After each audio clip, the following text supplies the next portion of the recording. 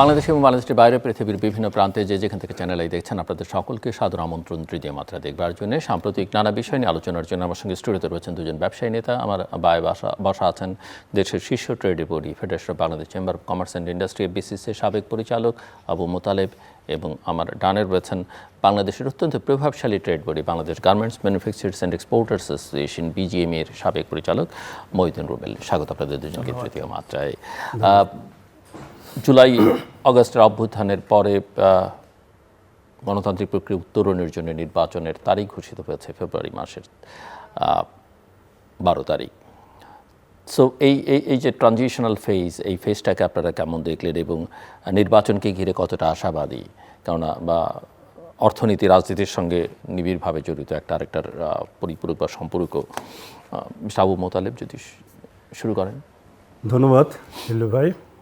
যারা তৃতীয় মাত্রা দেখছেন, আমার সুপ্রিয় শ্রোতা ভাই বোনেরা, আসসালামু আলাইকুম। ভালোই লাগছে কথা বলার জন্য এসে, কিছু কথা বলার সুযোগ হয়েছে বলেই আজকে এখানে এসেছি। অত্যন্ত দুঃখ এবং মর্মাহত আমি এই সেন্সে যে আমরা যারা দেশে ব্যবসা বাণিজ্য করছি, আমার জীবনে যখন থেকে ব্যবসা বাণিজ্য শুরু করেছি, ব্যবসায়ী নেতৃত্বে আমি 10 বারে বিসিসিআই পরিচালক ছিলাম, একটা অ্যাসোসিয়েশনের দায়িত্বে আছে আজকে দীর্ঘ বহু বছর যাবৎ, সভাপতি ছিলাম, সামাজিক সংগঠনও থাকি, কিন্তু কখনো এই বাংলাদেশ দেবো এটা চিন্তা করিনি। আজকে যে প্রেক্ষাপটে অনেক দুঃখ নিয়ে কথাগুলো বলছি, আমরা ব্যবসায়ীরা সবসময় রাজনীতির বাইরে থাকি, আবার বাংলাদেশে বাস করতে হলে কেউই নিরপেক্ষ শব্দটা বলতে চাইলেও বলা যায় না। কারণ আমাদেরকে, বিশেষ করে ব্যবসায়ীদেরকে, ব্যবসা করতে গেলে সবসময় সরকারকে অনুকরণ করতে হয়, সরকারের বিভিন্ন দপ্তরে আমাদেরকে যেতে হয়, এবং লোকাল এমপি মন্ত্রীদের সাথে আমাদের যখন ব্যবসায়িক কোনো অনুষ্ঠান করতে হয় সে সময় তাদেরকে সম্পৃক্ত করতে হয়। কিন্তু এই সম্পৃক্তটাতে আমাদের একটা ভয়াবহ রূপ নেবে সেটা আমি কখনো কল্পনা করতে পারিনি। আগস্টের পর আমরা চিন্তা করেছিলাম নতুন বাংলাদেশ দেখব। ছাত্র জনতার বিপ্লবের পর আমরা ভেবেছিলাম নতুন নেতৃত্বে আসবে, এবং আজকের যারা সরকারে রয়েছেন, বিশেষ করে ইউনূস সাহেব এই দুঃসময় হাল ধরেছিলেন, তা আমরা ভেবেছিলাম ব্যবসায়িক পরিবেশ ফিরে আসবে, আমরা ভেবেছিলাম রাজনৈতিক গতিধারা ফিরে আসবে, আমরা ভেবেছিলাম বাংলাদেশের মানুষের মধ্যে গণতন্ত্র চর্চা ফিরে আসবে, আমরা ভেবেছিলাম যে আমরা গত 3টি টার্ম গণতন্ত্র উত্তরণের যে প্রেক্ষাপট, প্রথমত হচ্ছে নির্বাচন, 3টি নির্বাচনে আমরা নির্বাচনে অংশগ্রহণ করতে পারি নাই, আমাদের কাঙ্ক্ষিত প্রার্থীদেরকে ভোট দিতে পারি নাই, সেই পরিবেশ ছিল না। আমরা ভেবেছিলাম এবার নির্বাচনে উৎসব মুখর পরিবেশে আমরা নির্বাচনে বাংলাদেশের সমগ্র মানুষ নির্বাচনে অংশগ্রহণ করবে। কিন্তু অত্যন্ত মর্মান্তিক ঘটনা ঘটেছে যে নির্বাচন তফসিল ঘোষণা করার পরেই আমরা দেখি রাজপথে এক তরুণ রাজনীতিবিদ, প্রার্থী, ইনকলাবের নেতা ওসমান হাদি যেভাবে নৃশংসভাবে তাকে গুলি করা হলো। এতে আজকে গোটা বাংলাদেশ, সাধারণ মানুষ, ব্যবসায়ীরা এবং রাজনীতির সাথে যারা সম্পৃক্ত, আগামী নির্বাচনে অংশগ্রহণ করতে যাচ্ছে, তাদের সকলের মনে একটা ভয়াবহ আতঙ্ক সৃষ্টি হয়েছে। কারণ এই আতঙ্ক কোথায় গিয়ে আমাদেরকে ঠেকাবে আল্লাহ ছাড়া কেউ বলতে পারছে না। আমি এই মুহূর্তে মনে করি আমরা ব্যবসায়ীরা এমন এক চরম সংকটে আছি, আমাদের কোনো মুরব্বি নেই। আপনি জানেন জিলু ভাই, আমাদের অ্যাপেক্স বডি বিসিসিআই ছোট, ক্ষুদ্র, মাঝারি এবং বড় ব্যবসায়ীদের আস্থার জায়গা, কথা বলার জায়গা ছিল। সেখানটায় বিগত সময়ের আমরা নির্বাচিত বোর্ড ছিল, আমরা নির্বাচিত হয়ে 1 বছরও যেতে পারি নাই। না হোক, আমরা নির্বাচিত হওয়ার পরে আগস্টের পরে আমাদেরকে বলে দেওয়া হলো ফ্যাসিস্ট, এই বোর্ডকে ভেঙে দেওয়া হবে। সরকারের মদতে বোর্ড গঠন করা হয়েছিল, বাট ওই বোর্ডটা ছিল নির্বাচিত বোর্ড। তা আমরা আশা করেছিলাম ঠিক আছে, দেশের স্বার্থে, গণতন্ত্রের স্বার্থে, সংস্কারের স্বার্থে এই বিসিসিআই নেতৃত্ব পরিবর্তন হোক, যাতে ভালো একটা নেতৃত্ব আসে। দীর্ঘ বছর আমরা লড়াই করেছি বিসিসিআইতে সংস্কারের জন্য। এই লড়াইটা ছিল আমাদের সকল পদে, সরাসরি পদে নির্বাচন, প্রেসিডেন্ট, ভাইস প্রেসিডেন্টের। আমরা এই চড়াইত্যের মধ্যে দিয়ে আগস্টের পর ভোট ভাঙার পরে বর্তমান উপদেষ্টা এটি কমিটি করে দিয়ে একটা সংস্কারের সূচনা করেছিলেন, যে সরাসরি ভোটের মাধ্যমে বিসিসিআই নেতৃত্ব আসবে। এটা আমরা সাধুবাদ জানিয়েছি, কিন্তু ওর মধ্যে কিছু কালো কানুন ছিল, সেটার আমরা বিপক্ষে অবস্থান নিয়েছিলাম। আশা করেছিলাম যে বর্তমান বাণিজ্য পরিষদ, তার সচিব এবং উপদেষ্টা আমাদের কথা শুনবেন, আমাদেরকে আশ্বস্ত করবেন, কিন্তু পরপর 2-3টা মিটিং হয়েছে, তো রেজাল্ট হয় নাই। অত্যন্ত দুঃখ এবং মর্মান্তিক বিষয়, সচিব মহোদয় ব্যবসায়ী কিছু নেতাকে নিয়ে তারা মিটিং করেছিলেন। সেখানে বিজিএমের অবস্থান ছিল, বিকেএমই ছিল, ঢাকা চেম্বার ছিল, মেট্রোপলিটন চেম্বার ছিল, আমাদের বিসিসিআইয়ের কিছু যারা এই সময়ে নেতৃত্ব দিতে গিয়েছিল তারা ছিল। কিন্তু সেখানে গিয়ে জানতে পারলাম অত্যন্ত মর্মান্তিক বিষয়, যে সরাসরি ভোট বোধহয় হচ্ছে না। সচিব মহোদয়ের কথার ইঙ্গিতে বোঝা গেল আবার এই সংস্কার ভেস্তে যাচ্ছে। আমরা চেয়েছিলাম জাতীয় নির্বাচনের আগে অন্তত ব্যবসায়ীদের অ্যাপেক্স বডিটার নেতৃত্ব যদি ঠিক হতো। এই দুরবস্থায় আমরা এখন কারো সাথে শরণাপন্ন হতে পারছি না। আপনি জানেন যে ব্যবসায়ীদের এই আগস্টের পরে দেশের অনেক ব্যবসায়ী ক্ষতিগ্রস্ত হয়েছে। পলিটিক্সের নামে অনেক ব্যবসা প্রতিষ্ঠানকে বন্ধ করে দেওয়া হয়েছে, যেটা অত্যন্ত মর্মান্তিক। পৃথিবীর কোনো দেশে এই সিন আমার জানা নেই, দেখা এই এই এই দৃশ্য আমার জানা নেই। আমার কথা হচ্ছে, যারা পলিটিক্সের সাথে সম্পৃক্ত ছিল, যারা ফ্যাসিস্ট সরকারে মদত দিয়েছিলেন, তাদের ব্যবসা প্রতিষ্ঠান বন্ধ করুক, তাদেরকে আইনের কাঠামো নিয়ে যাওয়া হোক। কিন্তু এর বাইরে যারা সমর্থক, এখন ওই যে যেটা বললাম, যেভাবে ব্যবসা করতে গেলে অনেক সময় আমাদেরকে সরকারের সাপোর্ট করতে হয়, কোনো এমপি মন্ত্রীর অনুষ্ঠানে যেতে হয়, যে এইটার কারণে ব্যবসায়ীরা অনেক সময় চাঁদা দিয়েছে। এই সমস্ত বিষয়ের কারণে অনেক ব্যবসা প্রতিষ্ঠানকে বন্ধ করে দেওয়া হয়েছে, চাঁদাবাজি হয়েছে, অনেককে দেশ ছেড়ে পালিয়ে যেতে হয়েছে, অনেকে ব্যবসা প্রতিষ্ঠান বন্ধ করে যাদের শত শত কোটি টাকা লোন ছিল, আজকে সে সমস্ত প্রতিষ্ঠানের ব্যবসায়ী মালিকরা আজকে দিশাহারা। সেখানে প্রতিষ্ঠান বন্ধ হয়ে গেছে, ব্যাংকের করা সুদের চাপে লোন পরিশোধ না করতে পারে তারা আজকে ব্যাংক ক্র্যাশ হয়েছে, ব্যাংকের তারা নিয়মিত ইন্টারেস্ট দিতে পারছে না বলে নানাবিধ সুবিধা থেকে তারা বঞ্চিত হচ্ছে। সেই সমস্ত পরিবার দিকে তাকালে সত্যিকার অর্থে জিল্লু ভাই, আমি যে দলই করি, রাজনীতি ঊর্ধ্বে থেকে আমাদেরকে, অর্থনীতির ক্ষেত্রে রাজনীতির ঊর্ধ্বে থেকে আমাদেরকে চিন্তা করতে হবে। আজকে বাংলাদেশের অধিকাংশ অনেক গার্মেন্টস ফ্যাক্টরি বন্ধ হয়ে গেছে শুধু সমর্থক করার কারণে। আজকে অনেক মেল ফ্যাক্টরি বন্ধ হয়ে মালিকরা নিঃস্ব হয়ে গেছে।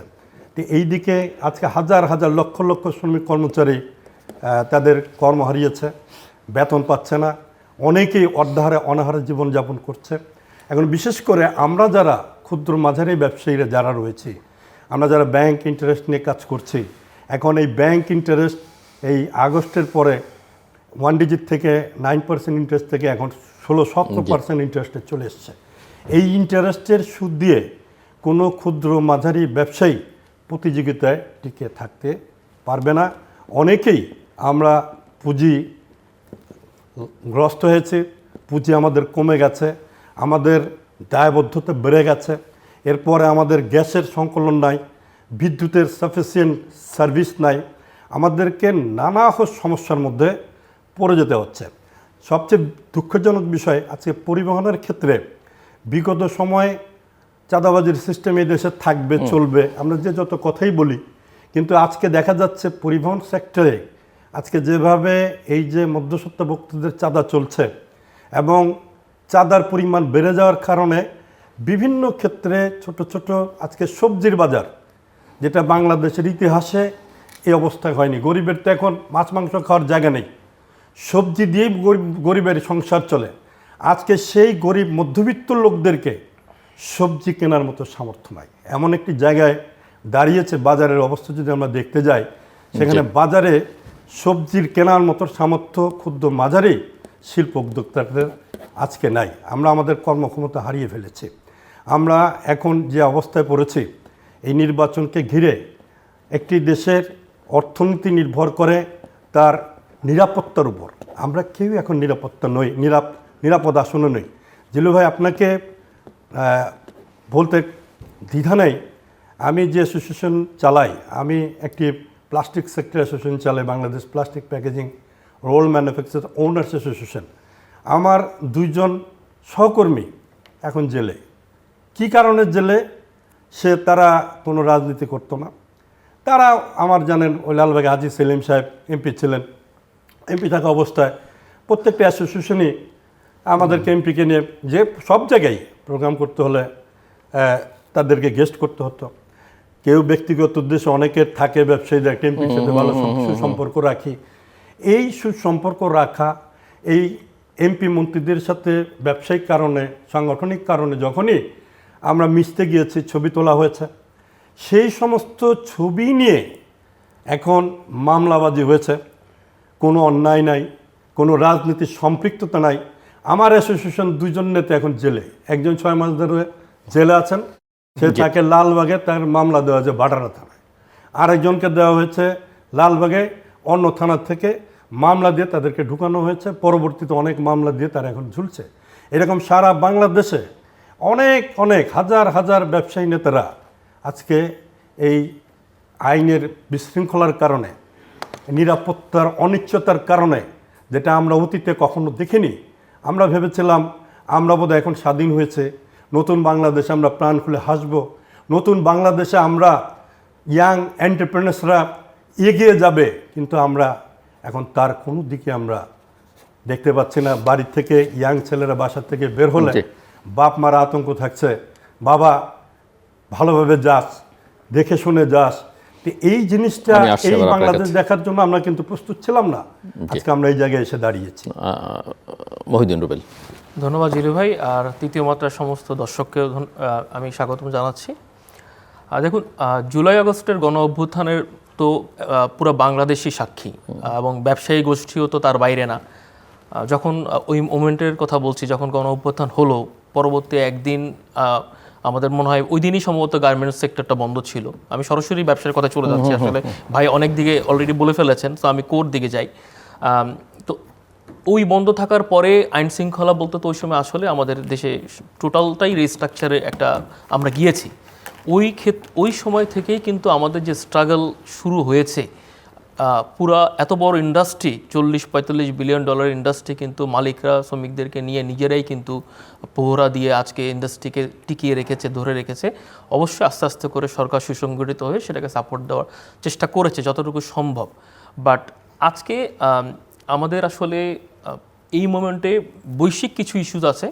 ফর এক্সাম্পল, ইউএস ট্যারিফের কিছু ইস্যুস চলছে। ইউএস ট্যারিফের সাথে সাথে ইউরোপের আপনার ইনফ্লেশনের ব্যাপার আছে। এইসব কারণে বিদেশেও আপনার ইম্পোর্ট কিছুটা কমে গেছে এবং প্রোডাক্টের চাহিদা কিছুটা কমে গেছে। সেই সাথে আবার দেখেন, আমাদের দেশেরও কিন্তু বর্তমানে এক্সপোর্টের, আপনি যদি গত মাসেরই আমি চিত্রটা বলি যে কিভাবে গার্মেন্টস শিল্পটা আপনার টোটাল আমাদের দেশের সামগ্রিক অর্থনীতির সাথে বা ব্যবসার সাথে জড়িত। আমরা কিন্তু, আমি একটা ডেটা দিলে সেটা একটু বলতে পারি যে ইন্ডিয়া, চায়না, ভিয়েতনাম, যারা আমাদের প্রতিদ্বন্দ্বী বা আমাদের কাছাকাছি আমরা যাদেরকে মনে করি, সেখানের টোটাল এক্সপোর্টের কোনো দেশই কিন্তু 4-5%-এর বেশি, আদার দেন পাকিস্তান বা ইন্দোনেশিয়া, টোটাল এক্সপোর্টের ডিপেন্ড করে না। বাংলাদেশের কিন্তু গার্মেন্টসের ডিপেন্ড করে হচ্ছে প্রায় 80 বা তার উপরে কিছু অংশ। তো অবশ্যই এই দেশটাকে তো আসলে আপনাকে অর্থনীতি গার্মেন্টসকে একটু ভিন্নভাবে দেখতে হবে, কারণ এখানে গার্মেন্টস এফেক্টেড হওয়া মানে টোটাল দেশ বা অর্থনীতি এফেক্টেড হয়ে যাওয়া। তো সেটা কিন্তু আমি জাস্ট গত মাসের যদি আপনি দেখেন যে আমাদের কিন্তু যেভাবে এক্সপোর্ট বেড়ে আসছিল, গার্মেন্টস গত মাসে আমাদের নেগেটিভ এবং সাথে সাথে আমাদের টোটাল এক্সপোর্টও নেগেটিভ। তো অবশ্যই এটা তার মানে হচ্ছে যে শিল্প আগেই যেভাবে আমরা এক্সপেক্ট করছিলাম যে আমাদের যে গ্রোথ হচ্ছে সেটা ইন্টারনাল এবং এক্সটার্নাল সব কারণেই, কপালটা খারাপ যে বহির্বিশ্বেও এখন একটা মন্দা চলছে, সেটাও আমরা বিশেষ করে ট্রাম্পের যে রেসিপ্রোকাল ট্যারিফ এটা আসলেই পুরো বিশ্ব অর্থনীতিকে টালমাটাল করে দিয়েছে, সাথে আরও অনেক ইস্যু যুদ্ধ যেগুলো ছিল সেগুলো তো আছেই। তো দুটো চাপ আসলে একসাথে আমাদের জন্য নেওয়াটা এই মুহূর্তে ডিফিকাল্ট হয়েছে এবং এটা আসলে কাটিয়ে উঠতেই হবে, কাটিয়ে ওঠার কোনো বিকল্প নাই। জুলাইয়ের গণ অভ্যুত্থানের কথা যদি বলি, জুলাই আগস্টের, এটা তো শুধুমাত্র সরকার পরিবর্তনের অভ্যুত্থান আমার মনে হয় না, এটা একটা প্রমিস ছিল যে টোটাল দেশটাকে আমরা রিস্ট্রাকচার করব, সব ধরনের সংস্কার আমরা করব। সেটা সব ধরনের নীতিই, কিন্তু ব্যবসায়িক নীতিও এর বাইরে না, আইন শৃঙ্খলা বলেন, শুধু এমন না যে ক্ষমতাটা পালাবদল হলো। তো আসলে সেইটাই আমরা বাস্তবায়ন দেখতে চাই যে আমাদের আগে যে এরকম অনিয়ম আমাকে ফেস করতে হতো একটা কোম্পানি খুলতে গেলে বা আমাদের কাস্টমের ক্ষেত্রে, আমার বন্দরের ক্ষেত্রে, এখন সেটা হবে না। আমার আইন শৃঙ্খলার আমার যেই অলরেডি আমাদের যে সমস্ত সমস্যা ফেস করতে হইতো সেগুলো যাতে এখন না হয়। তো আসলে এই সংস্কারগুলোই তো আমরা আশা করি বা নতুন বাংলাদেশ থেকে আমরা চাই বা সামনে আমরা চাই। অ্যাজ এ ব্যবসায়ী আমি তো আসলে ব্যবসার কথাই বুঝি। আমি যদি শুধু ব্যবসার কথা আমি বলি, আমি রাজনীতিকে সরায় রাখবো। আমি বুঝি আমার ব্যবসা, পলিটিক্যাল স্ট্যাবিলিটি ছাড়া তো আপনি ব্যবসা করতে আমি সেটাই বলছি। প্রথমত তো আমি ব্যবসা চাই, ব্যবসার স্বার্থ মানে আমার ব্যবসা তো চলতে হবে, না চললে তো আমি অর্থনীতি চলবে না। একই সাথে তখনই আসছে রাজনীতির কথা। যদি রাজনীতির স্টেবিলিটি না থাকে, আমার দেশে যদি আইন শৃঙ্খলার স্টেবিলিটি না থাকে, আমি যদি নিরাপদ না হই, আপনি যদি নিরাপদ না হন, আমার বায়ার কিভাবে এখানে নিরাপদ হবে? আমার তো এতগুলো বিশ্বের আমরা ব্র্যান্ডের কাজ করি, সেই সমস্ত বাইং অফিস বাংলাদেশে আছে, তাদের প্রতিনিধি আছে, তারাও এখান থেকে $multi-billion ইন্ডাস্ট্রি, অবশ্যই তাদেরও তো একটা চিন্তাভাবনা আমাদেরকে নিয়ে আছে। কারণ সে যে তার প্রোডাক্টটা এখানে বানাবে, ইনভেস্ট করবে সামনের জন্য, সে তো দেখবে যে আমরা কোন দিকে যাচ্ছি, আমাদের অতীত কী ছিল, আমাদের সামনে কি আসছে। সুতরাং তাদেরকেও তো একটা নিশ্চয়তা দেওয়াটা আমাদের প্রয়োজন, বা সেই নিশ্চয়তা দেওয়ার পরেই তো তারা আগাবে। এটা তো চারটেখানি কথা না যে এত বড় একটা ইন্ডাস্ট্রি তারা রাতারাতিও তো চাইলে সরাতে পারবে না। এবং সবচেয়ে বড় কথা, তাদের কথা যদি বাদও দিই, আমাদেরও বিকল্পটা কোথায়? আমি একটু আগে ডেটা দিয়ে বলেছি যে অন্য দেশের সাথে আমরা যে তুলনা করি, আসলে এটা আমার কাছে অন্তত, আমি যে শুধু গার্মেন্টস ব্যবসায়ী বলে আমি এটাকে বলছি ব্যাপারটা তা না। আমি তো বিশ্লেষণ করে বলছি যে আমাদের তো 80%-এর উপরেই ডিপেন্ড করে এই খাতের সাথে। তাহলে এই খাতটাকে তো আমাদের প্রায়োরিটি অগ্রাধিকার দিয়েই আমাদেরকে আসলে ধরে রাখতে হবে। এখন প্রায়োরিটির কথা যদি আপনি বলেন, দেখেন প্রায়োরিটি মানে কি। ফর এক্সাম্পল, অলরেডি যেই ভাইয়া একবার বলেছেন যে ইন্টারেস্ট রেটের কথা, আমার যেই প্রতিযোগীরা আছে, ইন্ডিয়া বলেন, চায়না বলেন, ভিয়েতনাম বলেন, তাদের ইন্টারেস্ট রেট কত, তাদের ইনফ্লেশন রেট কত। এখন তার সাথে আমাকে পেরে উঠতে হলে তো আমাকে কম্পিট করেই তো আমার তার সাথে এজ এ প্যাকেজ কম্পিট করতে হবে। সেটা আইন শৃঙ্খলা বলেন, প্রাইসের কথা বলেন। তো প্রাইস কোথা থেকে আসবে যদি আমার ইন্টারেস্ট রেট যদি 15 থাকে আর তার থাকে 3, আমার যদি ইনফ্লেশন থাকে 9-10, তার থাকে 2-3, তো আমার আলটিমেটলি আমি তো কম্পিট করে উঠতে পারছি না। একই সাথে আমাদের ভ্যালু এডিশনে যেতে হবে, আমাদের ভালো দামি দামি প্রোডাক্ট করতে হবে। শুধুমাত্র গার্মেন্টস নিয়ে পড়ে আছি, অ্যাজ এ গার্মেন্টস ব্যবসায়ী আমি নিজেও এটাতে আসলে খুব খুশি বা ভালো লাগার কিছু নাই, বিকজ সামগ্রিক দেশের কথা চিন্তা করতে হবে। সো আমাদের ডাইভার্সিফাই করতে হবে। ডাইভার্সিফাই করার জন্য তো আসলে ইনফ্রাস্ট্রাকচার ডেভেলপ থাকতে হবে। এখন আপনি যদি প্রোডাক্ট ডাইভার্সিফাই করেন, মার্কেট ডাইভার্সিফাই করেন, আপনার তো ব্যাকওয়ার্ড ইন্ডাস্ট্রি থাকতে হবে, আপনার সেই রকম প্রোডাক্ট বানানোর জন্য ইনস্টিটিউশন থাকতে হবে যারা দক্ষ হয়ে বের হবে এখান থেকে। আপনার সেই লেভেলের র মেটেরিয়াল এখানে উৎপাদন করতে পারেন বা আপনি ওই প্রোডাক্টে যেতে পারেন, সেই ধরনের গ্যাস, ইলেকট্রিসিটি এবং অন্যান্য সাপোর্টগুলো পেতে হবে। এখন আপনি আবার একই সাথে দেখেন শ্রমিকের যে ন্যায্য মূল্য, সেটার কথাও আসে। এখন শ্রমিকের ন্যায্য মূল্য দেওয়াটা অবশ্যই আমাদের সামগ্রিক সবার দায়িত্ব, কিন্তু ইনফ্লেশন সামলানো তো আমার দায়িত্ব না। ইনফ্লেশন সামলানো হচ্ছে তো এটা সামগ্রিক অর্থনীতি এবং সরকারের দায়িত্ব। তো এখন যদি ইনফ্লেশন 10 হয়, তো শ্রমিকের তো আপনি আসলে বেতন বাড়ায়ও তো আপনি এটাকে বারবার অ্যাডজাস্ট করতে পারবেন না। আমাদের আসলে আমি এই সমগ্র কথাগুলো বলার মেন রিজনটা হচ্ছে, আমি সবসময় বলে আসছি ব্যক্তিগতভাবে যে আমি বুঝি না যে কোন সরকার এখন ক্ষমতায় আছে, আমি বুঝি আমার দেশের সরকার। এখন সেটা যেই আসুক না কেন, এই সিস্টেমটাকে একটা বেসিক মানে বেস লাইন ধরে, যেটা আমার দেশের জন্য ভালো, আমার দেশের জন্য বেটার, আমার অর্থনীতির জন্য বেটার, আমার জনগণের জন্য বেটার, আমার শ্রমিকের জন্য বেটার, একটা মানদণ্ড থাকতে হবে। এই মানদণ্ডটা সবাই যাতে আমরা রেসপেক্ট করি, আমরা যাতে ফলো করি। আপনি আপনার ইচ্ছা মতো, আমি আমার ইচ্ছা মতো, আমার সুবিধা মতো, আমার পছন্দের লোকজনের মতো, আমার পছন্দের খাতের মতো যেন আমরা প্রবাহিত না করি। যেটা আমার দেশের জন্য ভালো, সেটা যেই দল ক্ষমতায় আসুক, যে আসুক, সে যাতে সেভাবে পরিচালনা করে, তাহলেই কিন্তু আসলে আপনি এই ডেভেলপমেন্টগুলো দেখবেন। আর তা না হলে যেটা হবে যে প্রায়োরিটি যদি সময়ের সাথে সাথে দল এবং সরকারের সাথে চেঞ্জ হয়ে যায়, আপনি কিন্তু মানে এটাকে স্টেবলভাবে আপনি টেনে নিয়ে যেতে পারবেন না। কারণ আপনি তো উত্থান পতনের মধ্যে দিয়ে যাচ্ছেন, আপনি তো কনস্ট্যান্টলি এটাকে টেনে ধরে রাখতে পারেন নাই। এই একটা চাওয়া আমার থাকবে সরকারের কাছে, সামনে যেই আসুক না কেন। আপনারা দুজনে ব্যবসা নীতি এবং ব্যবসা বাণিজ্য অর্থনীতি নিয়ে যে আলোচনা করছেন, কিন্তু সরকার প্রধান তো নিজে একজন নোবেল লরিয়েট অর্থনীতিবিদ এবং তিনি ব্যবসাও ভালো বোঝেন, যদিও এখন সামাজিক ব্যবসার কথা তিনি বলছেন। দ্বিতীয়ত হচ্ছে সরকারে বিশেষ করে ফাইন্যান্সিয়াল সেক্টর, ব্যাংকিং বা অর্থনীতি, ব্যবসা বাণিজ্য যারা নিয়ন্ত্রণ করেন, তারাও তো বেশ স্বনামধন্য অর্থনীতিবিদ, ব্যবসায়ী। তাহলে সংকটটা কোথায় আসলে? সংকটটা জিল্লুর ভাই সব কথা ভালো বলেছেন। যখন আমাদের প্রধান উপদেষ্টা বলেন তখন প্রাণ জুড়িয়ে যায়। উনি সবসময় কখনো বলেন না যে চাকরিতে তোমরা যোগদান করো, তোমরা এন্টারপ্রেনার্স হও, উদ্যোক্তা হও। ওনার কথা ঠিক। আমাদের যখন অর্থ উপদেষ্টার কথা বলেন যে আমরা খুব ভালো অবস্থায় আছি, আমাদের রেমিটেন্স আসছে, আমাদের একমাত্র উপায় হচ্ছে রপ্তানিতে বিজিএমই আছে, ওষুধ শিল্প, বিকেএমই। এরা এখন যে পরিস্থিতি মোকাবেলা করছেন, ওনার প্রধান উপদেষ্টার কথা শুনে মনে হয় যে আমরা ভালো আছি, এবং আমাদের অর্থ উপদেষ্টার কথা মনে হচ্ছে শুনে মনে হয় আমাদের খুব ভালো অবস্থান রিজার্ভে আছে। কিন্তু প্রকারান্তরে যখন টিভি নিউজ দেখি প্রতিদিন 2-4টা করে ব্যাংক ক্লোজ হচ্ছে, এবং যারা সেখানে আমানত রেখেছে তাদের কান্না, তাদের চিৎকার যখন দেখি, আমি নিজেও আমরা তাল মেলাতে পারিনি আসলে আমরা কোথায় আছি। আবার যখন দেখি যে উপদেষ্টার পিএসরা 150-200 কোটি টাকা আত্মসাৎ করেছে, দুদক তাদের খুঁজছে, তখনও চিন্তা করি এখন যদি এই অবস্থায়, আগের চেয়ে আগে তো ভালো ছিল। আগেও শুনেছি প্রধানমন্ত্রীর পিয়ন 200-300 কোটি টাকার মালিক হয়েছে বলেছেন। তো আমাদের ভাগ্য এখন কোথায় আছে আল্লাহ মাহবুদ ছাড়া কেউ জানে না। আমরা বিশেষ করে যারা ক্ষুদ্র মাঝারি শিল্প উদ্যোক্তারা আছি, আমরা মাথার ঘাম পায়ে ফেলে নিজেরা শ্রমিক হয়ে, নিজেরা এক বাসার নিচে কারখানা প্রতিষ্ঠা করে দোতলায় থেকে নিজে লেবার, নিজে ওটা কী বলে মেশিন রিপেয়ার করি। সব করার পরেও আমরা সকাল হলে চিন্তা করি ব্যাংক ইন্টারেস্টটা কীভাবে দেবো। আমাদের ইন্টারেস্টের পরিমাণ কিন্তু বেশি নেই, হাজার হাজার কোটি টাকা নাই।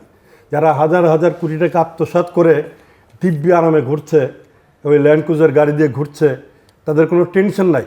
কিন্তু আমরা যারা 10-20 লাখ 25 লাখ হায়েস্ট 1 কোটি টাকা নিয়েছি, আমরা কিন্তু এত পরিশ্রম করার পরেও কিভাবে শ্রমিকের বেতনটা দেব, কিভাবে কারখানার ভাড়া দেব, কিভাবে গ্যাসের বিল দেব, ইলেকট্রিক বিল দিব, কিভাবে ব্যাংকের ইন্টারেস্ট দিব, কিভাবে ব্যাংকের দেনা পরিশোধ করব, যে মান্থলি যে টাকাটা দিতে হয়, এটা নিয়ে কিন্তু আমাদের অনেক চিন্তা পড়ে যেতে হয়।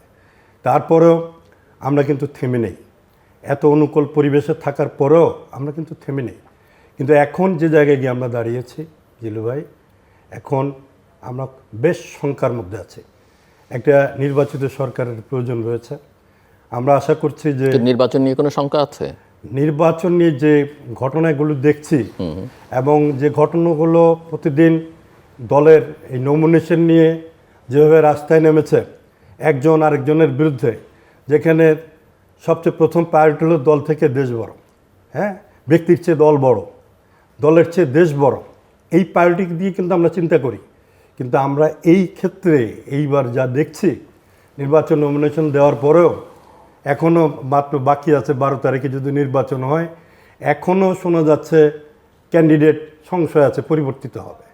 এখনও শোনা যাচ্ছে ক্যান্ডিডেট ডিক্লেয়ার করে দেওয়া হয়েছে, কিন্তু তার বিরুদ্ধে দলীয় প্রার্থীরা সব জায়গায় সারা বাংলাদেশে মাঠে ঘাটে স্লোগান দিচ্ছে, মিছিল মিটিং করছে। তো এই সমস্ত তো আমাদেরকে এখন একটা কঠিন অবস্থায় নিয়ে যাচ্ছে। আসলে কি নির্বাচনের দিকে আমরা চূড়ান্ত লক্ষ্যে পৌঁছতে পারবো কি না আমার সংশয়। কিন্তু এই মুহূর্তে আমরা যেটা চাইব, বর্তমান সরকার কঠিন পদক্ষেপ তাকে নিতে হবে, বিশেষ করে আইন শৃঙ্খলার ব্যাপারে। এবং বর্তমান সরকার নির্বাচনের যে অঙ্গীকার করেছেন, এই অঙ্গীকারকে রক্ষা করতে হলে কমিটমেন্ট অনুযায়ী তার কাজ করতে হবে, নিরাপত্তা দিতে হবে এবং পুলিশ প্রশাসনকে স্ট্রং করতে হবে। এবং এখনও আমরা যা দেখছি শুনছি মানুষের মুখে বিভিন্ন ইঙ্গিতে আবার নাকি নতুন করে মামলা দেওয়া হবে ফ্যাসিস্টদের, দোসরদের, ব্যবসায়ীরা যাদের অনেক ব্যবসায়ীকে জড়ানো হচ্ছে এই ফ্যাসিস্ট সরকারের সহযোগী হিসেবে। নতুন করে পায়তারা হচ্ছে যে ব্যবসায়ীদেরকে অনর্থকভাবে হয়রানি করার জন্য মামলা দেওয়া হবে। যদি সত্যিকার অর্থেই কাজগুলো যদি আগামীতে হয়, তাহলে এই দেশের নির্বাচন নিয়ে সংশয় থেকে যাবে, ব্যবসায়ীরা হতাশাগ্রস্তর মধ্যে থাকবে। ব্যবসায়ীদেরকে এই মুহূর্তে রক্ষা করতে হলে যে কোনো উপায়ে ব্যাংকের ইন্টারেস্টে অবশ্যই কমাতে হবে। তা না হলে ক্ষুদ্র মাঝারি ব্যবসায়ীদের অস্তিত্ব আগামী 2-3 মাসের মধ্যে টিকে রাখা খুব কঠিন হয়ে যাবে। ব্যাংকের নিয়মিত কিস্তি পরিশোধ করা, ক্ষুদ্র মাঝারি শিল্প, বড়রা তো আছেন, বড়দের মাথা ব্যথা নাই, যারা শত হাজার কোটি টাকা নিয়ে ঘুরছেন, দিব্য আরামে চলছেন, তারা ম্যানেজ করে নিচ্ছেন। তারা টোটাল ব্যাংক, বাংলাদেশ ব্যাংক থেকে শুরু করে লোকাল ব্যাংক, ডিজিএম বলেন, এজিএম বলেন, তাদের হাত লম্বা, তারা অন্য উপায়ে নিজেদেরকে সামাল দিচ্ছেন, তাদের টেনশন নাই। কিন্তু টেনশন হচ্ছে আমাদের, যারা 5 লাখ, 10 লাখ, 20 লাখ, 1 কোটি, 1.5 কোটি টাকা নিয়েছে। আমাদের কিন্তু কেউ এই ব্যাংকের টাকা মেরে খাওয়ার কেউ চিন্তা আমরা করছি না। আমরা চাচ্ছি যে কোনো উপায় হোক আমাকে ব্যাংকের টাকা পরিশোধ করতে হবে, যে কোনো উপায় হোক আমার ফ্যাক্টরিকে চালিয়ে যেতে হবে।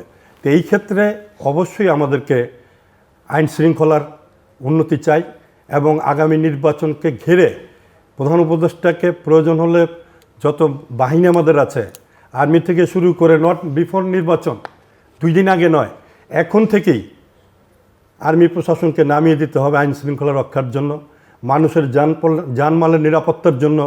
সমস্ত আইন শৃঙ্খলার যে সেক্টর আছে, বর্তমান গভর্নমেন্টকে আমি অনুরোধ করব তাদেরকে মাঠে নামিয়ে দেওয়া।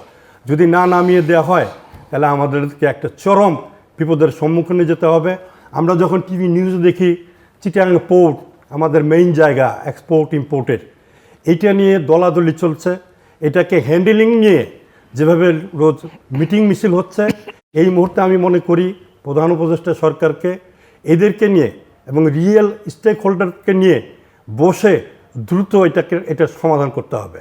এরপর আমাদেরকে এই মুহূর্তে, যেহেতু পলিটিক্যাল গভর্নমেন্ট থাকলে আমাদের অনেক কাজ করতে কষ্ট হয়, আজকে যেহেতু ইনারা যারা আছেন তাদের কিন্তু বাইরে তাদেরকে ধরার মতন কেউ নাই, তারা চাইলে এখন আমাদের কিছুদিন পর এলডিসি গ্র্যাজুয়েশনে যেতে হবে।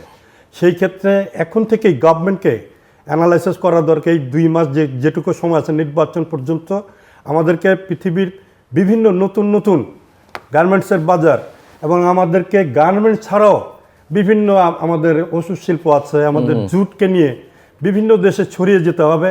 আজকে দেখেন, আমি আমেরিকায় দেখছি তাদের কঠিন আইনের ব্যবস্থা আছে, কিন্তু কেউ আইনকে ভায়োলেট করছে না। প্রত্যেকে আইনের প্রতি রেসপেক্ট, তাদের আইনের সারকমস্টেন্সটা এমনভাবে গড়িয়ে দেওয়া হয়েছে আপনি ইচ্ছে করলেও পারবেন না। যেমন আমি এই 15-20 দিন আগে একটি মার্কেটে গাড়ি পার্কিং করতে গিয়ে একটা গাড়িতে আমি লাগিয়ে দিয়েছি, কিন্তু সেখানে আমার একটা ছোট্ট ছেলে, তার বয়স 15 বছর। আমি চাইছি, আমার বউ বাচ্চাকে বলছি কেউ নাই, চলো যাইয়া, মানে লেগে তার একটু হ্যাচ লেগেছে, আমার গাড়ির বেশি ক্ষতি হয়েছে। তখন সেই ক্ষেত্রে আমার ছোটো ছেলে বললো, না বাবা, এটা করা যাবে না, তুমি এক কাজ করো, লোক যেহেতু নাই, তোমার নাম্বার, টেলিফোন নাম্বার দিয়ে তুমি গাড়িতে কাটিয়ে দিয়ে যাও, তোমার সাথে যোগাযোগ করো। তে দেখেন, এই পরিস্থিতির মধ্যে আমার 14 বছরের বাচ্চা সেখানে গিয়ে তার মাইন্ডসটা কোথায় করে গিয়ে দাঁড়িয়েছে। আমি কিন্তু চেয়েছিলাম চলে যাই, আমার ওয়াইফ বললো না, যেও না, এটা করো। ওর পরক্ষণে ওই ভদ্র মহিলা আসলেন, এসে দেখলেন টেরও পাইনি, চলে যাচ্ছিল। আমি তো বল ভাই তোমার সাথে আমার, ও ঠিক আছে, ওই যে ইন্স্যুরেন্স দিয়ে দিলাম। তো এই যে একটা সার্কামস্টেন্সেস মানুষের কোথায় নিয়ে যাচ্ছে, Indeed. কিন্তু আমরা চিন্তা করেছিলাম আজকে এই রাজনৈতিক প্রেক্ষাপটের পরে আমাদের একটা পরিবর্তন আসবে, কিন্তু সেই ক্ষেত্রে আমরা কিন্তু সেই পরিবর্তনটা জিল্লু ভাই দেখছি না। মহিউদ্দিন রুবেল, আমি যে প্রসঙ্গগুলো যেতে চাইলাম উনি আসলে টাচ করে ফেলেছেন। একটা হচ্ছে যে ল অ্যান্ড অর্ডার, এবং যেটা আপনি 5 তারিখের পরের কথা বলছিলেন, আমরা দেখেছি যে বাংলাদেশের অনেক গার্মেন্টস ফ্যাক্টরি, অনেক শুধু গার্মেন্টস না, অন্যান্য শিল্প কলকারখানা ফেস করেছে, এবং সেটা একটু আপনার কাছ থেকে শুনতে চাই। একই সঙ্গে পোর্টের ইস্যুটা, এবং পোর্টের সঙ্গে আরএফজি সেক্টর একটা ভালো সম্পর্ক আছে, এটি মানে অত্যন্ত গুরুত্বপূর্ণ, এবং পোর্টকে কেন্দ্র করে যা হচ্ছে এই যে হ্যান্ডলিংয়ের জন্য একটা বিদেশি কোম্পানিকে দেওয়া, সেটা নিয়ে পক্ষে বিপক্ষে মতো। আরেকটা হচ্ছে এলডিসি গ্রাজুয়েশন, একদম জাস্ট জি দেখেন, আসমানেই ইলেকশন তফসিল ঘোষণা করা হয়েছে, ডেফিনেটলি এটা একটা ভালো সংবাদ, এবং এটা একটা আশার আলো যে একটা নির্বাচিত সরকারের দিকে আমরা যাচ্ছি। এটা ডেফিনেটলি আমাদের এক্সপেকটেশন, আমাদের বায়াররাও মনে হয় তারাও একটু স্বস্তি ভুগছেন যে না, এখন একটা নিয়মতান্ত্রিক কিছুর মধ্যে আমরা যাব। একই সাথে এটা কিন্তু শঙ্কারও একটা কারণ হয়ে গেছে রিসেন্ট ডেজে, যে আবার যে আইন শৃঙ্খলা পরিস্থিতিগুলোর অবনতি আমরা দেখেছি। তো এই ক্ষেত্রে আমাদেরকে মানে খুবই সজাগ থাকতে হবে যে এই 2 মাসটা কিন্তু আমি মনে করি অনেক ক্রুশাল। কারণ এখন যেহেতু একটা অ্যাটেনশন আছে যে ইলেকশন হবে, সো যদি এই সময়ে আইন শৃঙ্খলা পরিস্থিতি অবনতি আগের মতো বা আগের থেকে বাড়ে, অবশ্যই কিন্তু আমাদের বায়ারদের কাছে কিন্তু সেটা আরও নেগেটিভভাবে যাবে, যে বিকজ মানে এখন আরও ভয়ঙ্কর হতে পারে বা হচ্ছে। সো এটা যাতে না হয়, এই ক্ষেত্রে আমি মনে করি যে সরকারকে খুবই স্ট্রংলি এই জায়গাটায় মানে তাদেরকে কাজ করতে হবে, যাতে করে এই দিকে আমরা না যাই, এবং আমরা যাতে করে আস্তে আস্তে সবার কনফিডেন্স, ব্যবসায়ীদের বলেন, আপনার বায়ারদের বলেন, সবার কনফিডেন্সগুলো আমরা আনতে পারি। আচ্ছা, আমি টু দ্য পয়েন্টে যদি বলি, পোর্টের কথা আপনি বলেছেন, এখন দেখেন পোর্টের একটা খুব সেন্সিটিভ একটা ইস্যু। এখানে অনেক ব্যবসায়ীদের মধ্যেও পক্ষে বিপক্ষের মতবাদ থাকতে পারে, বাট একান্তই আমার ব্যক্তিগত মতামতটা, আমার যে অ্যানালাইসিস, যেহেতু আমি কিছুটা এগুলো নিয়ে রিসার্চ করি, কাজকর্ম করি, আমার ব্যক্তিগত অ্যানালাইসিসটা আমি শেয়ার করব। সেটা হচ্ছে, আমি সবসময়ই আসলে টেকনোলজি এবং জ্ঞান এক্সচেঞ্জের পক্ষে। কারণ আপনি যদি সিঙ্গাপুরকে দেখেন, সিঙ্গাপুর যখন মালয়েশিয়া থেকে আলাদা হলো তখন তারা কিছুই ছিল না। তো তারপরে কিন্তু শুধু মানুষ ছিল, ওদের একটা দ্বীপরাষ্ট্র। সেখান থেকে কিন্তু বাইরের যেই ওরা যে ফরেন ইনভেস্টমেন্টগুলোকে আমন্ত্রণ জানালো, তাদের নিজেদের যে আইনের সুশাসনকে ধরে সামনের দিকে যাওয়ার যে প্রত্যয় ছিল, একটা লিডার ছিল স্ট্রং, সেগুলো মেনটেন করেছে। এই সব কিছুর সংমিশ্রণে, ট্রান্সফরমেশনের মাধ্যমেই কিন্তু এই দেশটা আজকে এখানে গেছে। তা আমি বিশ্বাস করি যে সুতরাং এই এক্সপার্টাইজের এক্সচেঞ্জের বাইরে আসলে আমাদেরও সব ইন্ডাস্ট্রি বলেন, পোর্ট বলেন, সব কিছুতেই এই ছোঁয়াটা থাকলে হয়তো আমাদের ডেভেলপমেন্ট আরও বেশি হবে। আমরা কম্পিট করি কার সাথে? ভিয়েতনামের সাথে কথা বলছি। ভিয়েতনামের একটা প্রোডাক্ট যদি ইম্পোর্ট করে, সেক্ষেত্রে তাদের লাগে কতদিন, আমাদের লাগে কতদিন? তাহলে এখন এই জিনিসগুলো তো আমাদেরকে মাথায় আনতে হবে। শুধুমাত্র প্রাইসের কথা বলছি, বায়ার তো আসলে দেখে যে তার লিড টাইম কত। শুধুমাত্র আপনি ফ্রি দিলেও সে নিবে, ব্যাপারটাও কিন্তু এরকম না। অনেক দেখবে যে তার সময় মতো তার স্টোরে কি এই মালটা যাচ্ছে কিনা। তো এই সব কিছুই তো আসলে পোর্টের সাথে জড়িত। এখন যদি আমরা ওই জায়গাটাতে যদি এক্সেলেন্স পর্যায়ে নিয়ে যেতে না পারি সার্ভিসটা, এবং সেই সাথে সহনীয় খরচ যদি আমরা না যেতে পারি। কিছুদিন আগে দেখেছি চার্জ বাড়ানো হয়েছে। আমি চার্জ বাড়ানো হয়েছে বলেই নেগেটিভ কথা বলছি, ব্যাপারটা সেরকম না। সামগ্রিকভাবে যদি আর সহনীয় পর্যায়ে সরকারের না থাকে, তাহলে বাড়ানো ছাড়া যদি কোনো উপায় না থাকে, হয়তো বাড়াতে হতে পারে বা হওয়া উচিত। কিন্তু তার আগে কি আমার প্রোডাক্টিভিটিটাকে আমি 100% বৃদ্ধি করতে পেরেছি? আমার অন্য দেশগুলো যে পোর্টের যে সক্ষমতাটা তারা যে ইউটিলাইজ করে, আমি ভুলে গেছি সঠিক টার্মটা, 75 কি 95% একটা ব্যাপার আছে ইন্টারন্যাশনাল মানদণ্ড। আমরা তো সেখানে নাই। তো আমি মনে করি যে সেই জায়গাগুলোতে আগে আমাদের নিজেদের ইন্টারনাল ফ্যাক্টরগুলোকে সমৃদ্ধ করতে হবে, যে কোনো লুপহোল যাতে আমাদের না থাকে। তখন এই চার্জেসগুলো আমরা সেদিকে যেতে পারি। এবং অবশ্যই যদি বাইরের হ্যান্ডলিংয়ের কারণে যদি আমাদের সক্ষমতা বৃদ্ধি পায়, আমাদের খরচ কমে আসে, আমাদের একটা ডেটা দেখেছি কিছুদিন আগে, আমি ভুলে গেছি, প্রথম আলোতে একটা আর্টিকেল পাবলিশ হয়েছিল, আমি পড়ছিলাম যে সম্ভবত পোর্ট যদি ডেভেলপমেন্ট যেভাবে কাঙ্ক্ষিতভাবে করার কথা হচ্ছে, আমি বলছি না সেটা বিদেশি আর দেশি, ডেভেলপমেন্ট যদি করা হয়, কয়েক বিলিয়ন ডলার করে আমাদের প্রতি বছর আমাদের এক্সপোর্ট কিন্তু আরও বেড়ে যাবে, আমাদের খরচ আরও কমে যাবে। তো অবশ্যই ডেভেলপমেন্ট করতে হবে, এবং সেটা এখন দেশে দিয়ে হোক বিদেশে দিয়ে হোক আমি সেই যুক্তিতর্কে যাই না, বাট আমি চাই এক্সপার্টাইজ কোনো প্রতিষ্ঠান সেগুলো হ্যান্ডেল করুক, যেখানে আমরা অন্য দেশের সাথে আমরা কম্পিট করতে যাতে আমাদের বহির্বিশ্বের প্রতিযোগিতায় আমরা পারি। আর এলডিসি নিয়ে দেখেন, এলডিসিটা তো আসলে মানে এটাও কিন্তু এক এক সময় এক এক দিকে বাঁক নিচ্ছে। বেসিক্যালি তখনও যদি প্রথম দিকের কথা বলি, এলডিসি যখন গ্র্যাজুয়েশনের কথা বলা হলো, এখন পরে দেখা গেল যে আমাদের যে বিভিন্ন ডেটা তথ্য উপাত্ত অনেক রকম তর্ক এখানে এসছে, বাট ব্যবসায়ী মহল থেকে কিন্তু সবসময়ই মোটামুটি একটা আওয়াজ, সেটা আপনি নীরব বলেন আর জোরেই বলেন, কিন্তু ছিল মানে হয়তো কিছুটা তারা অখুশি ছিল, খুব বেশি খুশিতে ছিল ব্যাপারটা এরকম না, বাট হয়তো বলার সুযোগ হয়ে ওঠেনি। তো এলডিসি গ্র্যাজুয়েশন করার মতো আসলে সিচুয়েশন কিন্তু গার্মেন্টস সেক্টরের স্বনির্ভরতা এখন অর্জন করেছে বলে আমাদের অ্যাজ এ ব্যবসায়ী মনে হয়নি। আর হতে পারে প্রস্তুতিটা কি দেখেন সরকারের দিক থেকে বা প্রাইভেট সেক্টরকে সঙ্গে নিয়ে এসে? সরকার বলছে এবং চেষ্টা করছে, দেখছি, কিন্তু আমাদের কাছে ব্যবসার যদি ভিতর থেকে আমরা দেখি যে আপনি এলডিসি গ্র্যাজুয়েশনের পরে ফর এক্সাম্পল আপনি ইউরোপিয়ান ইউনিয়নের আপনার বাজার হারানোর সংখ্যা আছে, রাইট? তো আপনি বাজার যে হারাবেন, আপনার বাজার না হারানোর জন্য যে জিনিসগুলো করার দরকার আপনি কি করতে পেরেছেন? আমরা কি সেই আমরা ব্যাকওয়ার্ড ইন্ডাস্ট্রিজ বা আমরা সেগুলোকে ডেভেলপ করতে পেরেছি? সেগুলো রাতারাতি তো ডেভেলপ, আমি এই যে পোর্ট বলি, অন্য অন্য র মেটেরিয়ালস বাকি যেগুলো বললাম, এগুলো তো সবই সেটার সাথে রিলেটেড। তো সেগুলো ডেভেলপমেন্ট যদি না হয় আপনি তো ওই সিচুয়েশনটা ফেস করতে পারবেন না। তো এই জন্যই ব্যবসায়ী মহল থেকে কিন্তু একটা মিনিমাম একটা সময় চাওয়া হয়েছিল, সম্ভবত 2 বছর কি 3 বছর একটা আমাদের অ্যাসোসিয়েশন থেকেও বলা হয়েছে। তো আমার মনে হয় যে যদি কিছুটা সময় নিয়ে আমার অতি তাড়াহুড়া করে আমি নিজেকে ভালো প্রমাণ করতে যেয়ে যদি পিচ্ছিল খেয়ে পড়ে যাই কালকে, আমি তো রুটে দাঁড়ানোর সুযোগ থাকবে না। বাট এখনও তো সুযোগ আছে যে হ্যাঁ আমরা একটু যদি পিছিয়ে যদি আরও ভালো মতো গুছিয়ে নিয়ে আমরা আগাতে পারি শক্ত করে, খারাপ তো কিছু না। ডেফিনেটলি সেটা আমার মনে হয় যদি পিছলিয়ে পড়ে যায় তার থেকে এইটা বরং আরও অ্যাপ্রিসিয়েটেড হবে যে না আমরা লুপহোলটা বুঝতে পেরে আমরা সেদিকে শক্তভাবে এগিয়ে যাচ্ছি। তো সেটা আমি মনে করি।